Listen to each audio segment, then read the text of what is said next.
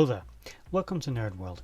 If you're new to this channel, please like, share, subscribe and comment down below what you think of this video. Please check out the playlists and others that are connected to this one. There's a full playlist of the Terran Empire and other Star Trek playlists, as well as various other sci-fi series that are on this channel. And please check out, if you want to, my other two channels, Nerd.World Films and a new one I've just started, Nerd.World History, that's a bit more focused on factual events, people and things from history generally.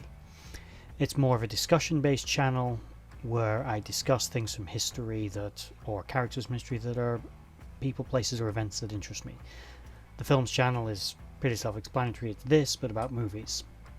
There's also a full Star Trek playlist where I'm still in the middle of making on that channel about the Star Trek movies, where I discuss them. I'm currently going to be doing Star Trek IV: The Voyage Home next.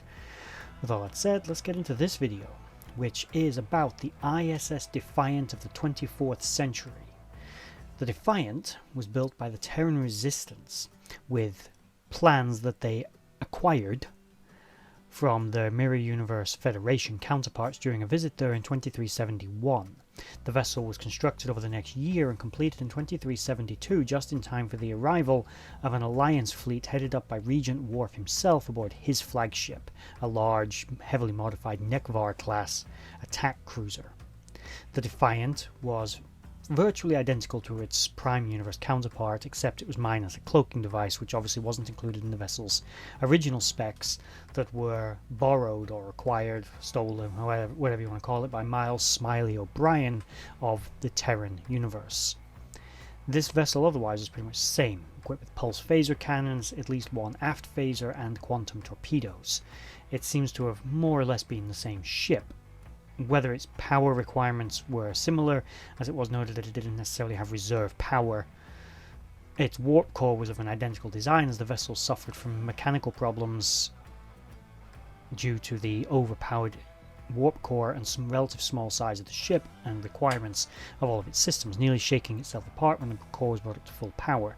This prompted O'Brien to abduct Captain Sisko, who was one of the original design team of the Defiant class, to come to the Mirror Universe to help solve the mechanical problem before Worf arrived to retake Terok Nor and wipe out the Terran Resistance once and for all. The small vessel, during the battle, acquitted itself as expected extremely well, and typically Terran aggressively destroying Klingon and Cardassian ships left, right and centre, until eventually encountering Worf's ship directly. By hugging close to the hull and carrying on manoeuvring, the large heavy guns of the Nekvar were not able to hit the Defiant very effectively. Although the likelihood of them actually being able to destroy the massive Klingon ship was still limited, they were able to chip away at it. But just when the battle seemed lost, like the brand new Defiant might actually have seen the last battle she was ever going to fight, at the same time also the first battle she was ever going to fight, they were joined by a Terran Raider, a Peregrine class attack ship under the command of Bashir and Dax, which would join in the fight, and the two vessels combined were able to divide the firepower of the Klingon ship. Again, both vessels using a strategy of staying as close to the hull as possible, obviously just outside the shields, and hitting critical systems and forcing Worf to withdraw with the remainder of his fleet, giving the Terrans the first major victory after the seizure of Terok Nor. Later, in 2375, there would be another engagement between these two vessels when the Ferengi of the Prime Universe acquired a cloaking device from the Klingons and brought it through to the Mirror Universe to give to Worf, to give him an advantage in dealing with the Defiant and likely other Terran vessels that were being built at the time, as it was quite likely the Terrans were building more Defiant-class warships by this point. He needed an advantage to end the war quickly before that could be accomplished.